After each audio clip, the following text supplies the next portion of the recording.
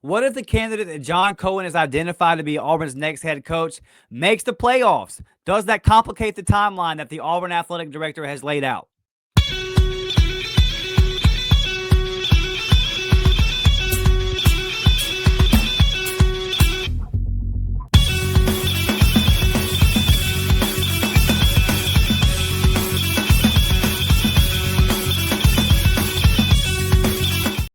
Yes, sir. What's up, everybody? Welcome into the latest edition of the Uptempo Podcast. As always, I'm your host, Dustin Smith. Today, we're going to talk about this Auburn head coaching search because every single day that passes, we get a little bit closer. John Cohen said publicly that he wants to have a coach named after the Iron Bowl. He said preferably 24 hours after the Iron Bowl. But one of the candidates that we continue to hear as a top name, one of the front runners, he might make the playoffs. And that could complicate the issue. So let's discuss all of that on today's episode. Before we do, smash that thumbs up button if you have not yet. Subscribe to the channel. And if you're listening on Spotify, Apple, wherever you get your audio, turn on the automatic downloads, leave a 5-star review. And even if you don't go over there that much to get your podcast, just go over there real quick on your Spotify account, turn on those automatic downloads, and then pop right back over here to YouTube and continue tuning into us over here. Thank you guys so much. I love y'all. I appreciate y'all. So, Jon Sumrall, head coach at Tulane, since the day Hugh Freeze got fired. This has been one of the top names that we continue to hear as a leading candidate. Our guy Jake Crane over at Crane & Company put out, I believe it was Sunday, that from everything he continues to hear, Jon Sumrall is the leading guy, and that retaining DJ Durkin is also a real possibility. We've heard that as well. That's been widely reported, over the last week in Auburn circles. So not a whole lot from what I can tell in the poking that I've done. It seems like that's kind of where we sit. Now, before we get into this episode, I do want to say coaching searches always take wild turns, or there was smoke screens the whole time in the beginning. So I'm not coming on here today saying that Jon Sumrall is going to be Auburn's next head coach. I have no idea. But it is a name that from the beginning, it's been the most consistent name, the name that circulated the most. And now the conversation is starting to come up. I had people hitting me up in the DMs, hitting me up in the comments. We had a live show the other night. People were asking, well, what if Sumrall's a guy and Tulane makes the playoffs? So let's have the discussion. First off, I want to put it into perspective. In 1964, Tulane made the decision to leave the SEC. I think they officially left the SEC in 1966. But they made the decision because Tulane was once an SEC powerhouse of football. Go look up old Tulane Stadium in New Orleans. They were getting 80,000 people at games. Tulane was an SEC power. They made the decision to throttle back on athletics and focus on academics. They almost left Division I athletics altogether. Ultimately, they decided to stay in the smaller conferences, and they bounced around a bunch of the smaller leagues. They're currently in the American. So if you're a Tulane fan watching this, I'm laying that background out because Tulane made the decision long time ago to focus on academics more than football.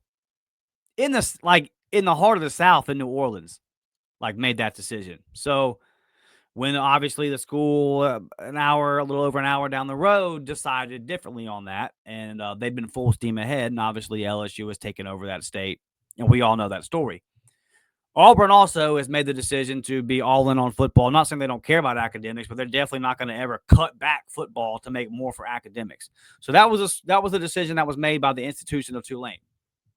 So that's where we sit today, where Auburn is a place that has 88,000 people at every game, despite wins, losses, or whatever. They're still there. Going to be 21 straight sellouts by the end of the season here. And that streak is all in the middle of losing seasons. And Tulane brings 30 to 32,000 people to a game, and that's a really good crowd for them. And I'm not knocking Tulane. I actually love Tulane. I think that's a cool school. I think the uniforms they wore last week were sick, like the New Orleans, and I love New Orleans. I'm from Pensacola, 3 hours down the road, so anytime as a kid you want to go have some fun, you go to New Orleans. I got nothing but love for Tulane. I got nothing but love for that city. I love a lot of brands in the American Conference. The American Conference is fun. I love USF. I love ECU. I love Memphis. Those are fun teams to watch. But it's just not the SEC. It's just not Auburn. And Tulane was in the SEC. Tulane was on par with Auburn. And they made the decision to not be. So that's kind of the backdrop. That's where we sit today. And now Auburn covets Tulane's head coach. For the future, though, looking at Auburn and the timeline that Jon Cohen has laid out, he says, I want to name Auburn's head coach 24 hours after the Iron Bowl. Well, Tulane's in the driver's seat for the American Conference Championship, which is the Friday following the Iron Bowl. Unless Tulane drops one of these next two games, which I don't anticipate them doing, they're going to at least be in the conference championship 6 days post-Iron Bowl. If they win that, very good possibility they're the group of 5 selection for the playoff. So if you're Auburn, what you really would want is like Tulane to maybe drop one of these next two unexpectedly and then finish 9-3, and you can just make the hire. And then it all fit into your timeline perfectly. But if that doesn't happen, what does Jon Cohen do? I'm of the belief, and you guys that have been watching the last couple of weeks, you know I'm not planting a flag and saying anybody should be the head coach. But if Jon Cohen believes and he comes to the decision that Jon Sumrall is my guy, I don't think he should let a week or a couple extra weeks deter him from that decision. And there's a lot of different ways this could play out. The most likely, under the scenario that Jon Cohen comes to Jon Sumrall and says, Coach, we want you to be the next head coach at Auburn, but I need you here as quick as possible. No matter what happens with Tulane, there's enough precedent to say we've seen college coaches in this situation leave their current school to go to the more high-profile, better option, the school with more resources in the bigger league. I remember Brian Kelly back in the day had Cincinnati undefeated. They were going to play in the Sugar Bowl versus Florida. It was going to be the biggest game in the history of Cincinnati. Brian Kelly couldn't say no to Notre Dame. And Notre Dame said, buddy, we kind of need you now. And he said, yeah, okay. So from Auburn's perspective, I do believe, though, if Sumrall wants to wait, if he says, let me coach the conference championship game, as long as Tulane makes it, let me coach the conference championship game, I think Auburn should allow him to do that. I also don't see why, like, let's look at the current situation at Ole Miss for a second. Ole Miss has given Lane Kiffin an ultimatum, and they've said, look, you have to make a decision by the end of the Egg Bowl, the day after the Egg Bowl. It's us, LSU, or Florida, but you're not coaching the playoffs if we make it, if you're going to go to another SEC school.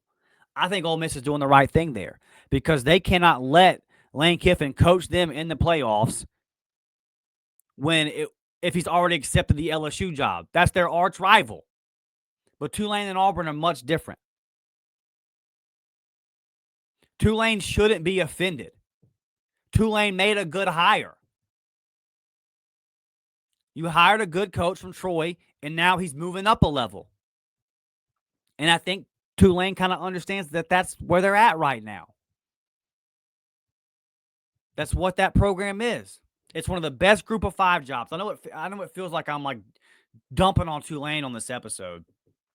But the reality is it's not Auburn, right? And if Auburn comes to Sumrall and says, we need you now, I think Sumrall would probably just leave Tulane and go to Auburn. It feels like that's what most coaches in this kind of scenario do. But I think there's also a world where Auburn can tell Sumrall, hey, you can finish your season out with Tulane, especially if you retain DJ Durkin. If Sumrall is hired as the head coach with the understanding that DJ Durkin is being retained, Sumrall can coach the rest of the season out with Tulane, playoffs and everything. Will Redmond can still do his job. Kenyatta Watson can still do his job. I don't think those guys are going anywhere. Auburn's going to do everything they can to keep them there anyway. They can still do their job. On to Victory can still do its job by keeping, having its money conversations. Sumrall can still meet with the Auburn with the Auburn players, the current Auburn players. There might be some flying back and forth. New Orleans and Auburn aren't too far apart. There might be some Zoom meetings, some phone calls, texting, things like that. It would be a busy time for Coach Sumrall, no doubt.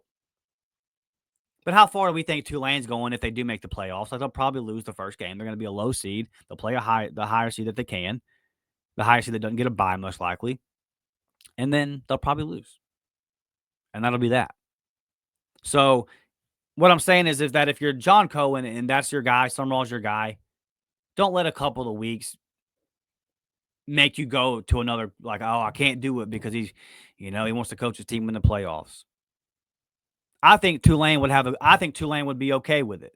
They should be okay with it if Auburn decided we're going to hire Sumrall, announce it publicly. He's still going to finish the season as Tulane's coach because they still got football to play. They've had a good year, and then he's going to come to Auburn.